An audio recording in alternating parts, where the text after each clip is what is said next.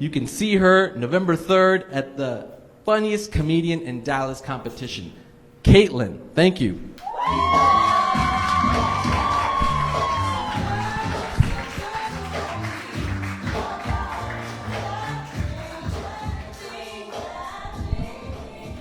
Well, who's drinking?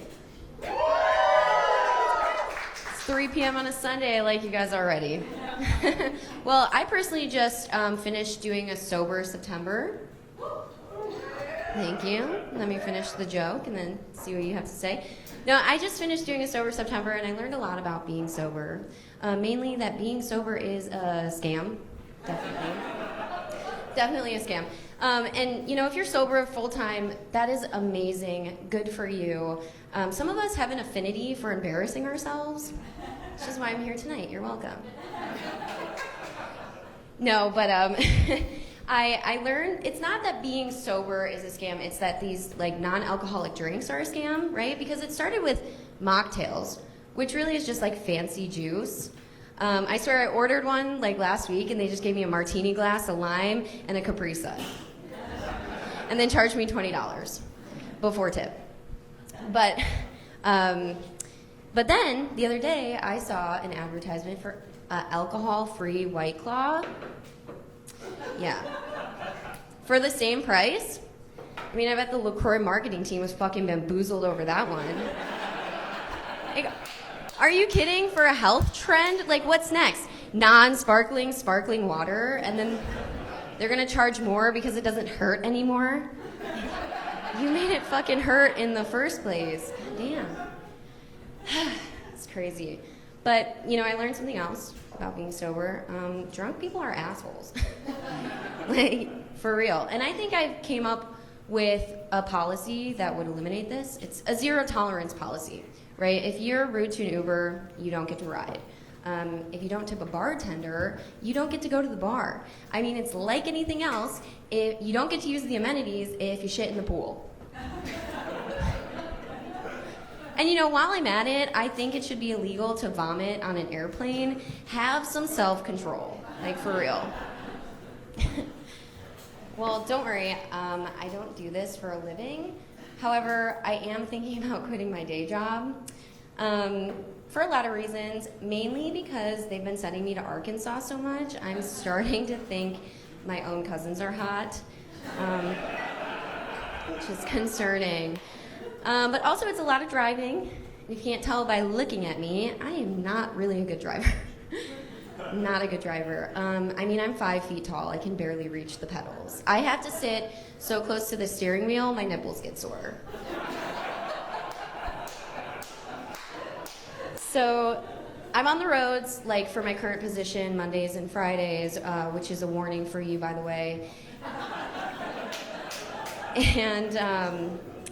And yeah. So, but the thing that pisses me off the most isn't even the driving. It's like when I see someone who is a worse driver than I am. Because I'm sitting on the entire series of Harry Potter. What is your excuse? So my instinct is like to catch up to them and see what they look like, because what do you have to look like to be a worse driver than me? And I get it, judging someone based on what they look like is feeding into like stereotypes and biases or whatever. So yeah, I just catch up to them and confirm that they are a woman. And listen, gender equality has come pretty far. Like, there are some terrible male drivers out there. But it's not far enough, right? I think that in society, women still get the short end of the stick sometimes. And you can really see it in the way that men and women are marketed to differently. Because as women, we're told, like, if you don't buy this product, you will remain ugly. And ladies, you know what I'm talking about if you've ever went to get your eyebrows done, and the person doing it was like, sure no lip? Next thing you know, we're all collectively spending hundreds of dollars lasering our entire bodies.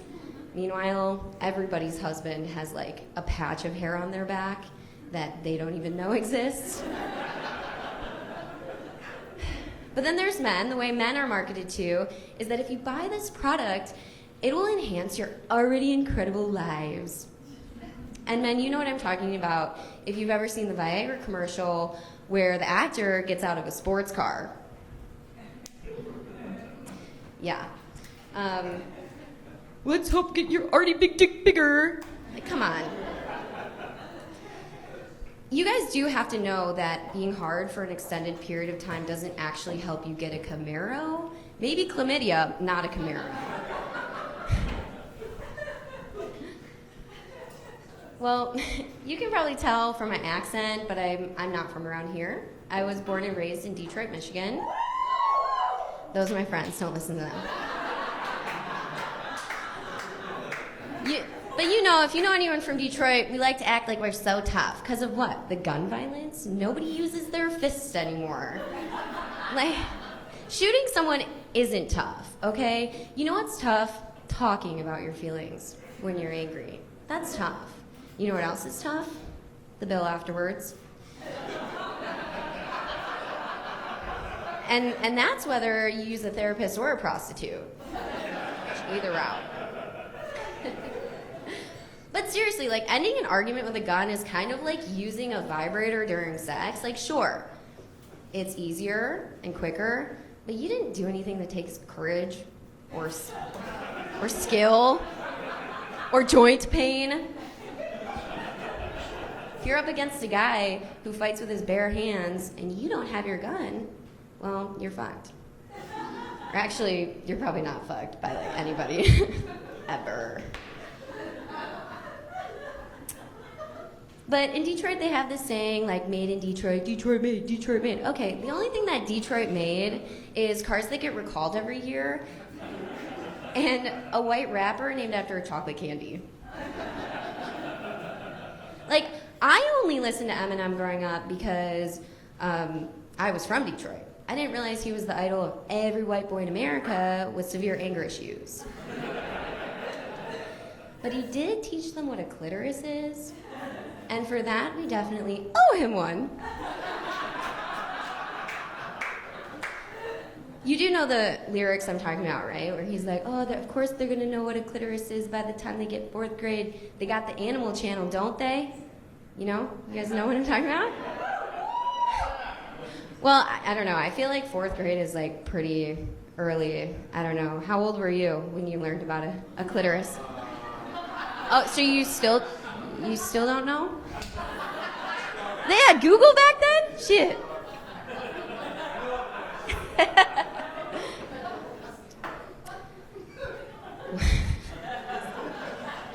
He's seen one, guys.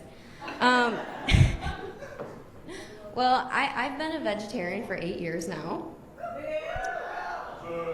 It's how my family responds to. Yeah. I've been vegetarian for 8 years now, and people ask me, like, why?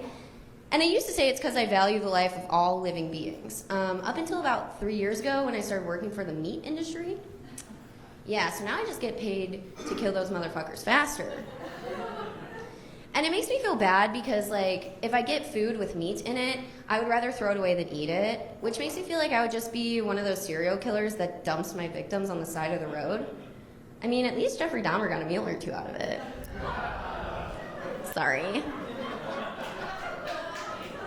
But I actually started out as a vegan back in college.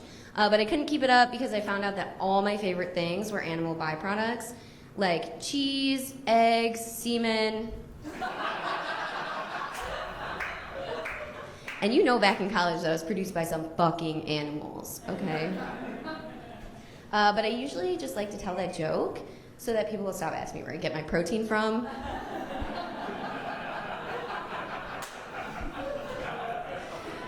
All right, well, that's my time.